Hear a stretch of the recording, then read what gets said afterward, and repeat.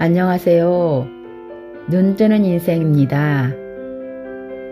오늘 소개할 책은 가진 것이 없다면 운으로 승부하라. 저자는 시바무라 에미코, 출판사는 라이스 메이커입니다. 저에게는 30년 가까이 스승으로 모셔온 사람이 있습니다.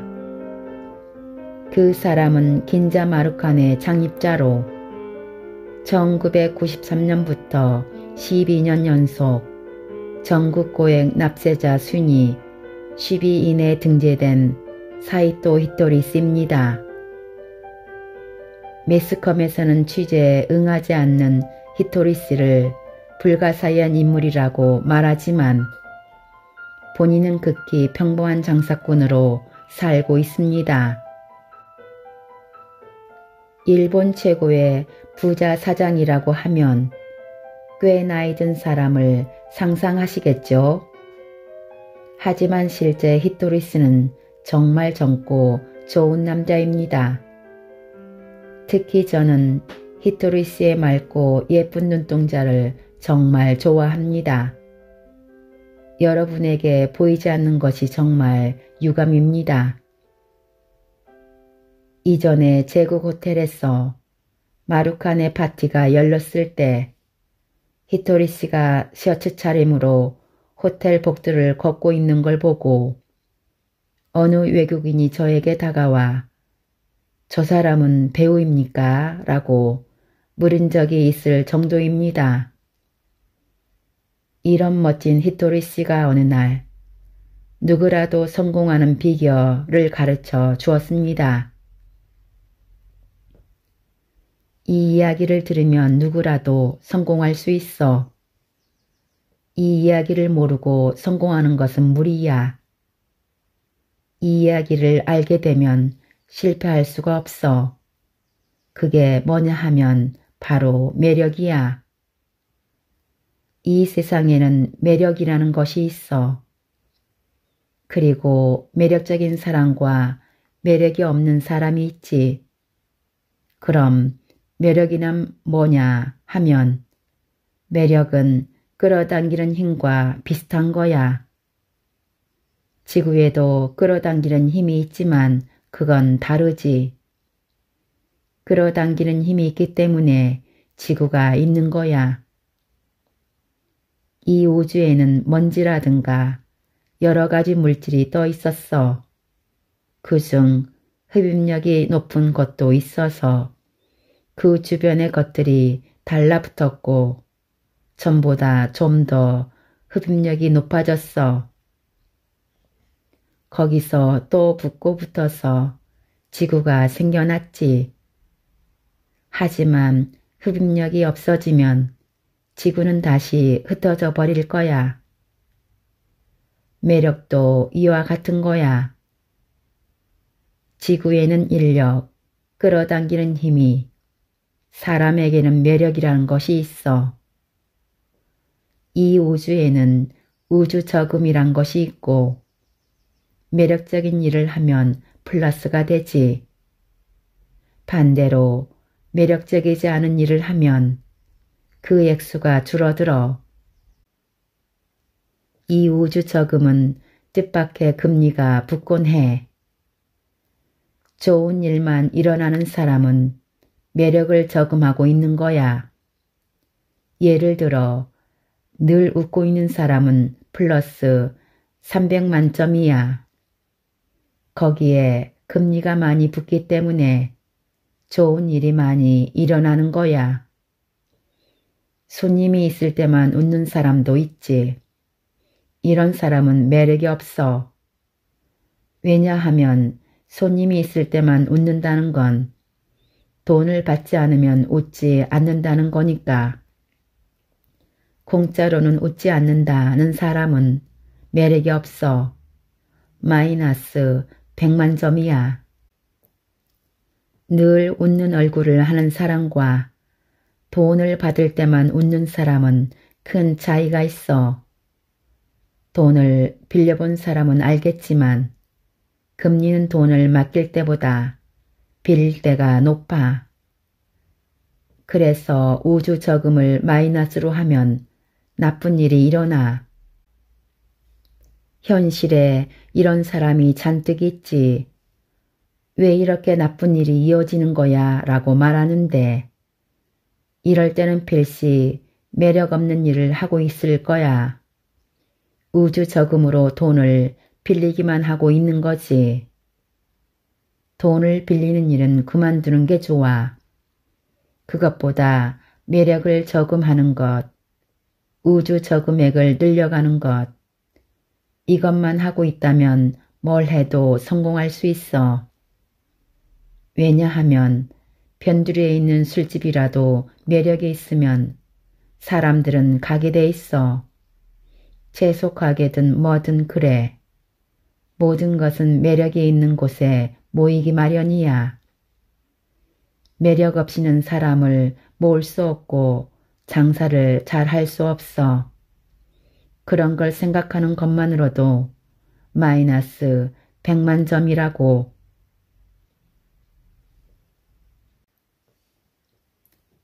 사람들은 흔히 일이 어렵다느니 장사가 어렵다느니 말을 한다.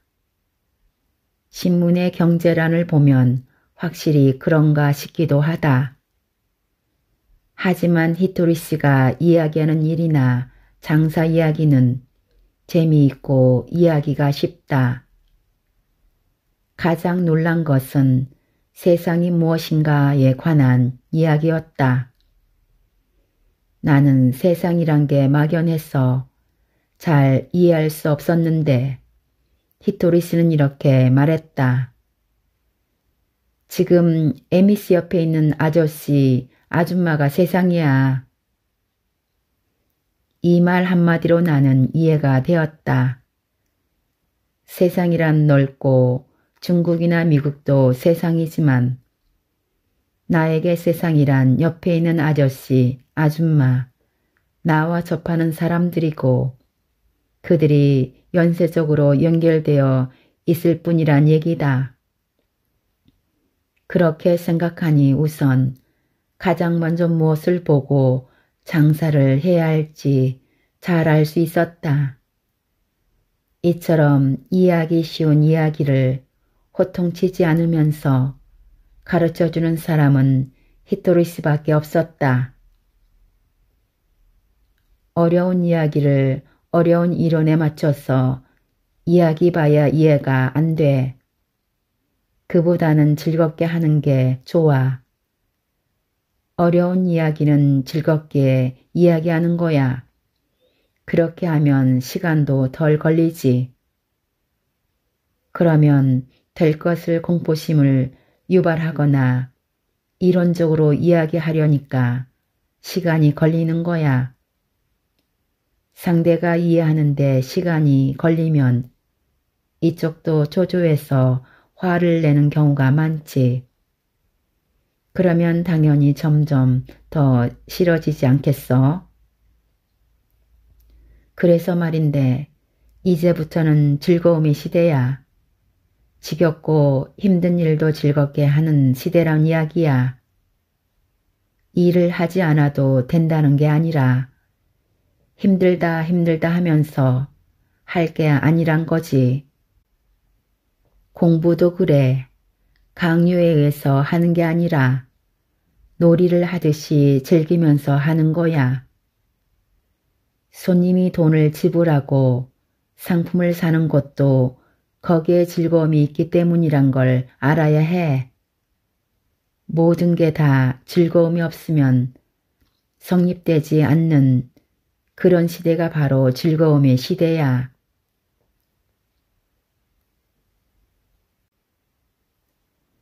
올해 첫날 히토리 씨는 나에게 이렇게 말했다.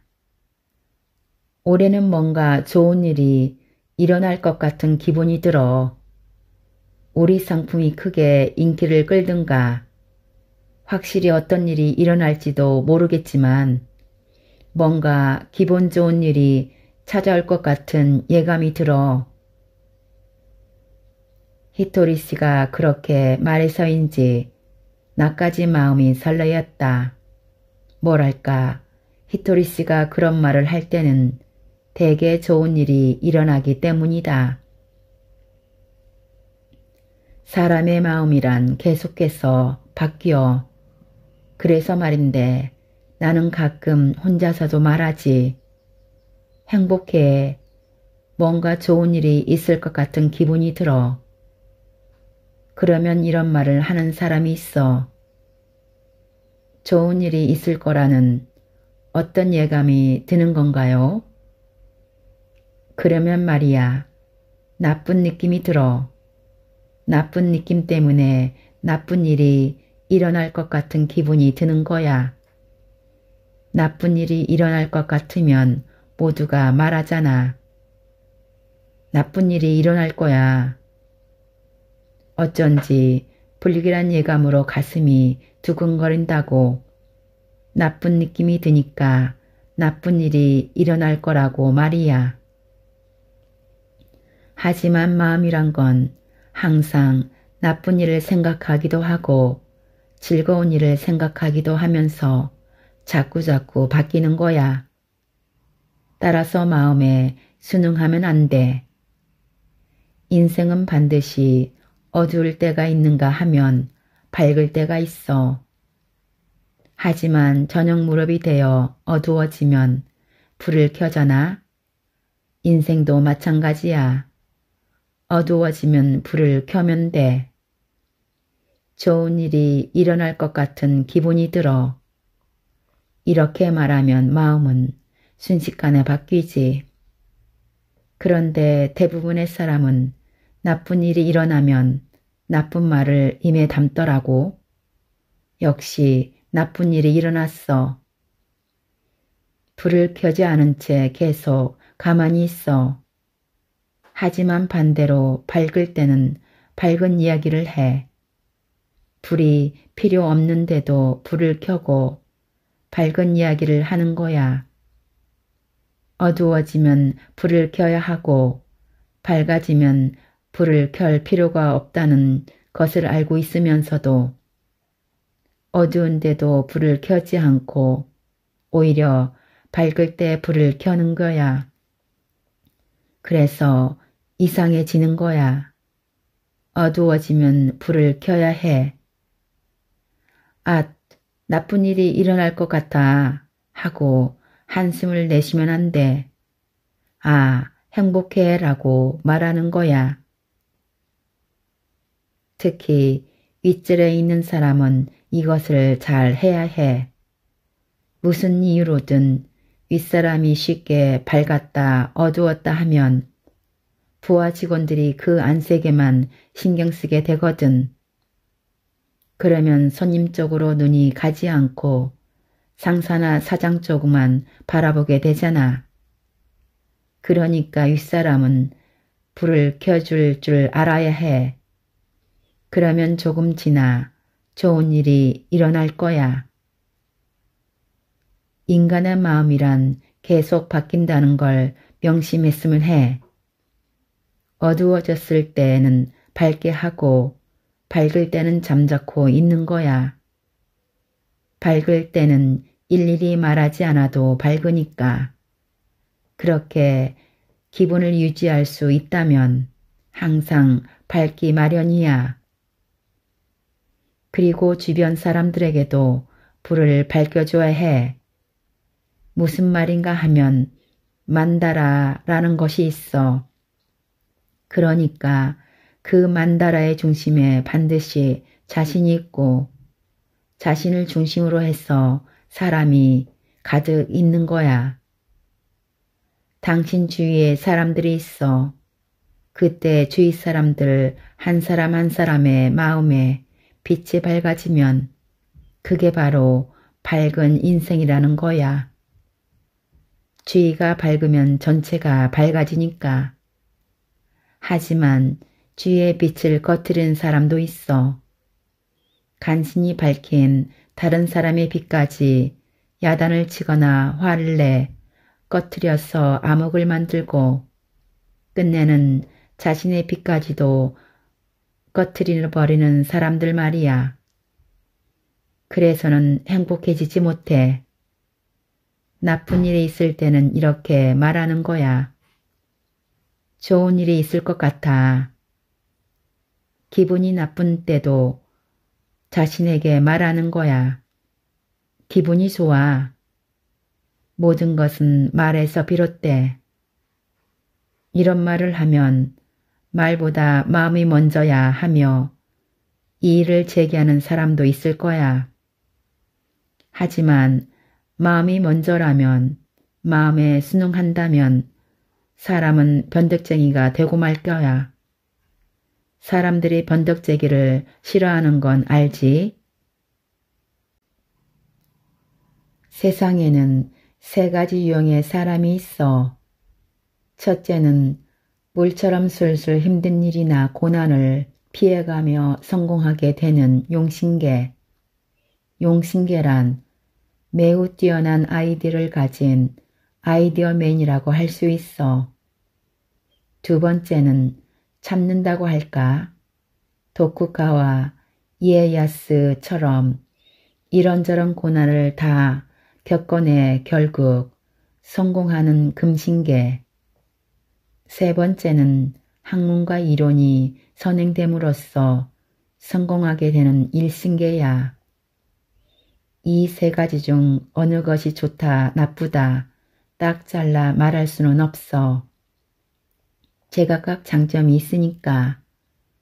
따라서 이 세 유형의 사람이 힘을 합쳐 하나의 일을 하면 엄청난 일을 할 수 있겠지. 하지만 지금까지 우리 교육은 집단 체제 하에서 참는 것을 가르쳐 왔어. 금신계처럼 참을 수 없는 사람은 안 된다는 식이었던 거지. 금신계는 인내로서 성공해. 하지만 용신계나 일신계의 사람이 금신계의 삶의 방식을 취한다면 힘들기만 할 뿐 성공하지 못해. 그러니까 지나친 노력과 근성은 그만두는 게 좋아. 모두들 각자의 삶의 방식이 있어. 그러니까 그것을 이렇게 바꿔라 저렇게 바꿔라 강요해서는 안 돼. 용신계니 금신계니 일신계니 하는 이야기는 아무래도 좋아. 자신이 어떤 유형인가를 생각하는 동안에 시간이 지나가 버리면 아까우니까. 하지만 뭐든 지나치게 참아내려고 하는 건 좋지 않아. 자신이 살아가기 편한 곳이 어딘가에 분명히 있을 거야. 그건 퍼즐 같은 거야.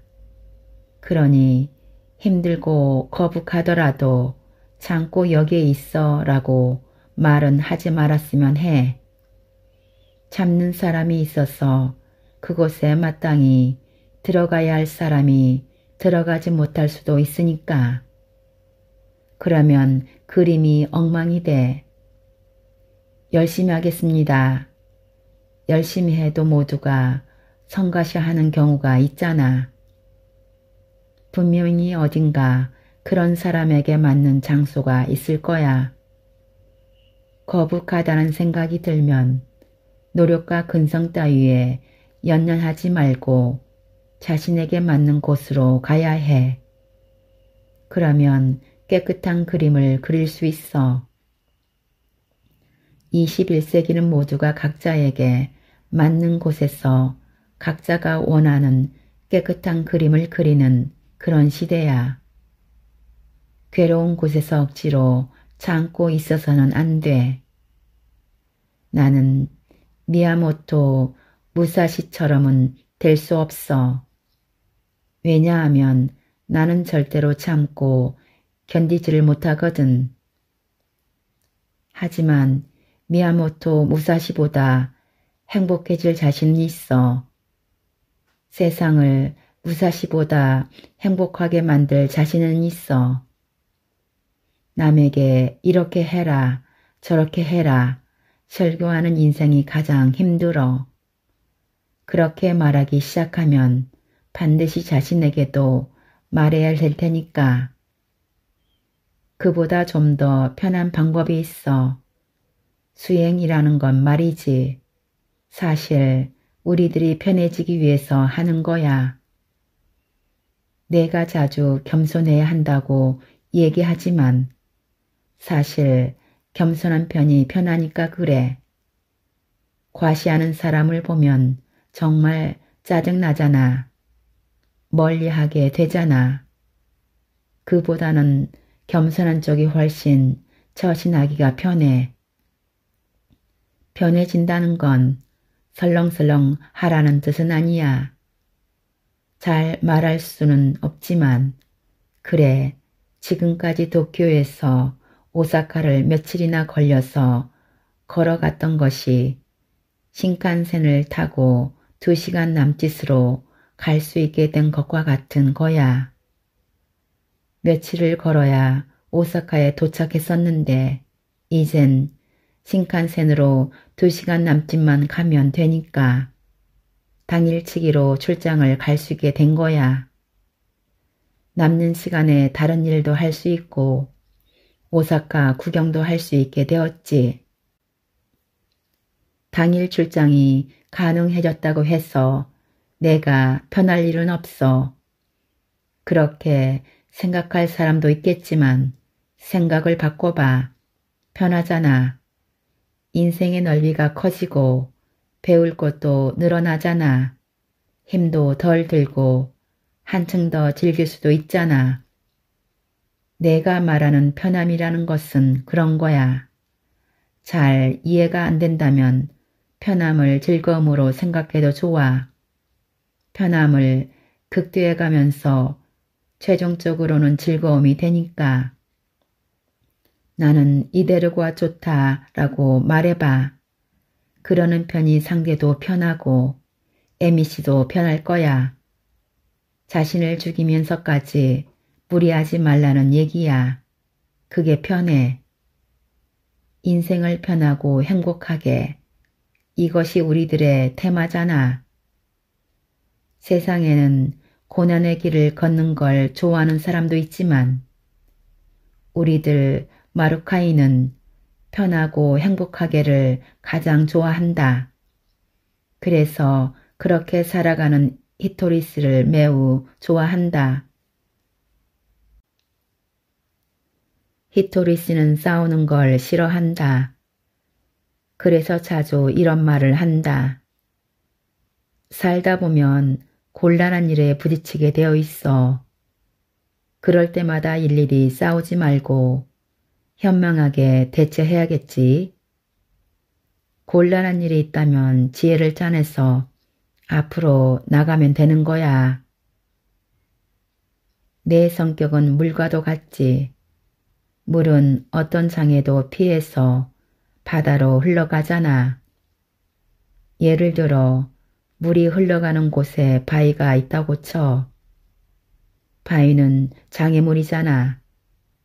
하지만 물은 그것을 어떤 식으로 제거하려고 하지 않아. 물은 바위가 있으면 그 옆으로 돌아서 앞으로 나가. 눈앞에 움푹 패인 땅이 있을 때는 그것을 고르려는 생각 같은 건 하지 않아. 그 움푹 팬 땅을 물로 가득 채우고는 또다시 앞으로 나가. 그렇게 해서 바다를 향해 가는 거야. 목적지로 가기 위해 이 방법 저 방법을 사용하는 거지. 여기가 안 되면 낮은 땅으로 흘러가고 그것이 안 되면 가득 채워지기를 기다려. 그렇게 극복하고서 다시 앞으로 나가는 거야. 이건 내 성격이니까 바꿀 생각은 없어. 위대하다거나 위대하지 않다거나 그런 문제가 아니야. 그러니까 물의 기질을 갖고 있지 않은 사람에게 그런 삶의 방식을 강요할 생각은 전혀 없어. 다리는 흘러가도 강은 흘러가지 않는다라는 말이 있어. 무슨 말이냐 하면 다리는 태풍으로 유실되어 버리는 경우가 있지만 강이 유실되어 없어진 예는 없다는 얘기야. 강은 계속 흐르고 있는 거야. 그런데 흘러가면서 흐름이 바뀌어 처음에는 격하게 흐르다가 잊고 그 흐름이 완만해지는 거야. 하루로 가면 갈수록 강이 커져서 대하가 돼. 그리고 바다로 가서 끝나는 게 아니야. 바다로 가면 바다의 흐름, 해류가 있어. 그중 일부가 증발해서 하늘로 올라가 구름이 돼. 그러면 그것이 비가 되고 그 비는 대지를 적시고 숲을 키워. 끝이 없어. 끝이 없지만 강만의 힘으로 그렇게 된 건 아니야. 대지가 있고 산이 있기에 영원히 순환하는 거야. 자연의 섭리라는 거지. 섭리는 바꿀 수 없어. 인생도 그래. 이런 식이라면 곤란한 일은 일어나지 않겠지. 그러니까 싸울 일도 없어. 피하면서 가든가 무엇을 하든가 그렇게 되는 거야. 이런 사실을 잊으면 안 돼. 이것이 현명하게 살아가는 방법이란 것도. 그런 히토리씨가 따라왔기에 10명의 제자 이하 마룩한 인들은 곤란한 상황을 잘 피해가면서 행복한 인생을 보낼 수 있는 것이다. 내 본가는 홋카이도에서 장사를 했었다. 그래서 부모님이 바빠 가게에 나올 수 없을 때는 어린 나도 가게를 봐야만 했다. 보잘것없는 작은 규모의 가게라도 장사꾼의 딸인지라 주문을 받으면 바로 예라고 대답해야 해. 그리고 웃는 얼굴로 고맙습니다 라고 하는 거 잊지 말고. 이러한 말을 부모님으로부터 귀에 못이 박히도록 들으며 자랐다.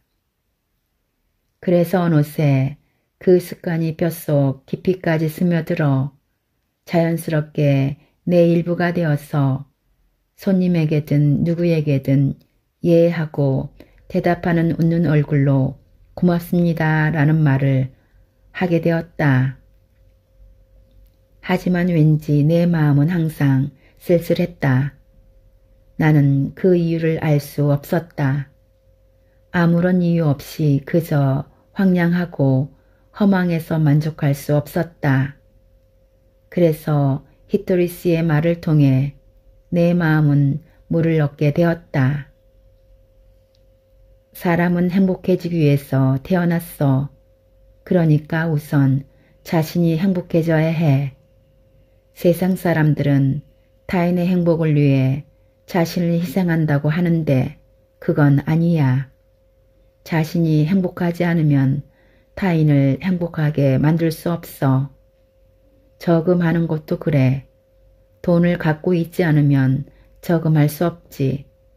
그러니까 우선 자신에게 여유가 있어야 해. 그래서 말인데 나는 양초같이 살았으면 좋겠어. 양초는 자신을 태우면서 주위를 비추잖아. 그리고 자신의 불꽃을 다른 양초에게 나눠줘도 불꽃이 줄어들지 않아. 그렇게 타오르다가 마지막 순간에 가장 큰 불꽃을 내지. 나도 이런 식으로 다른 사람의 마음에 빛을 밝히면서 살아가고 싶어. 자신이 우선 행복해져야 한다는 말은 부모님이나 학교 선생님으로부터 배운 일반적인 지식의 범위 내에서 살아온 나를 바로 변화시키지는 못했다. 하지만 왠지 모르게 감동이 밀려왔다. 그러나 어떻게 해야 행복해지는지는 알 수가 없었다. 당시 나에게 행복해진다는 것은 부자가 되는 것 이상도 이하도 아니었다. 그런데 히토리씨는 그렇지 않다고 했다. 작가가 책을 쓸 때 테마를 정하고 그 테마에 맞춰서 이야기를 풀어가잖아. 인생이라는 것도 테마가 중요하지. 나는 내 인생의 테마를 희극이라고 생각해. 무슨 일이 있어도 해피엔드로 끝나는 인생을 만들어가고 싶은 거야. 즐겁고 재미있고 행복한 인생을. 그런데 간혹 자신의 인생 테마를 비극으로 설정하고 그대로 만들어가는 사람이 있어.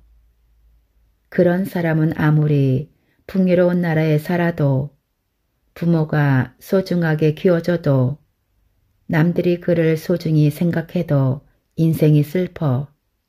요컨대 생각하기 나름인 거야. 행복이라는 건. 나는 비로소 아 그렇구나 하며 공감하게 되었다. 사고방식을 바꿔야 한다고 깨달은 것이다. 하지만 현실은 호락호락한 것이 아니어서 그리 간단히 사고방식이 바뀌지는 않는다. 에미 씨는 부모님으로부터 생명을 받고 더불어 예하고 대답하면서 활짝 웃는 얼굴과 고마워라는 말을 쓰라는 가르침을 받아서 행복하지 않아? 히토리 씨는 이렇게 말하지만 실제로는 교실에서 벌어지는 트러블에 휘말리며 살아가는 게 지겹다는 생각을 할 때가 많았다. 학교를 졸업하고서 재합사가 된 후에는 모르는 것이 너무 많아서 부끄럽다는 생각을 한 적도 있었다. 그럴 때마다 나는 히토리 씨에게 물었다. 그래도 행복하다고 생각하지 않으면 안 되나요? 지장보살이란 게 있어. 학문으로 땅의 창고라는 뜻이지. 땅속은 보물창고야.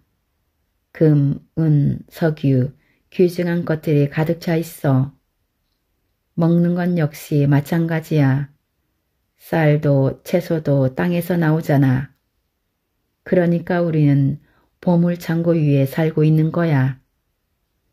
그것을 행복하다고 느끼지 못하는 건 마음에 풍요가 없기 때문이야.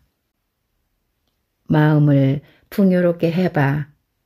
자신이 행복하다는 것을 깨닫게 될 거야. 하지만 어떻게 마음을 풍요롭게 만들 수 있는지 알 수 없었다. 그러자 히토리 씨가 마음을 풍요롭게 하는 주문을 가르쳐 주었다. 좋은 일이 눈사태처럼 일어날 것입니다. 그는 이 말을 자신에게는 물론 만나는 사람들에게도 전해주라고 했다. 마음이 수반되지 않으면 뭘 해도 안 된다고들 하는데 그건 거짓말이야. 마음이 수반되지 않으니까 말의 힘을 빌리는 거야. 말에는 얼령이라는 힘이 있어. 말에도 혼이 있다는 거지. 마음이 풍요로워지는 말을 하면 그렇지 않은 사람도 그 얼령의 힘으로 자신의 마음이 풍요로워져 해보면 알게 돼. 해보면 알게 돼 라는 말은 하지 않으면 얼령의 힘을 알 수 없다는 얘기였다. 그래서 나는 해보리라 다짐했다. 그것을 실천하고 있던 히토리 씨가 마음이 풍요로운 사람으로 여겨졌으니까. 전철 안에서 만나는 사람, 영무원, 가게 아저씨, 아주머니, 모르는 사람부터 아는 사람까지 사람을 만날 때마다 무조건 나는 기원했다. 좋은 일이 눈사태처럼 일어날 것입니다. 남의 행복을 빈다는 것은 마음속에 사랑이 없으면 불가능할 거라고 생각했지만 이 말을 하자마자 마음속에서 사랑이 생겨나고 풍요로운 기분이 들었다. 기쁜 마음에 그것을 히토리 씨에게 말했더니 그는 다시 이런 말을 해주었다. 바라는 것에는 끝이 없어. 그리고 그것은 다른 사람에게 줄 때 비로소 손에 넣을 수 있지. 그 의미를 분명하게 알 수는 없었지만 왠지 기분 좋은 말이었다. 의문에 대한 해답은 다시 다음으로 미뤘다. 어쨌든 뭔가를 잃은 듯한 기쁨을 느낄 수 있었다.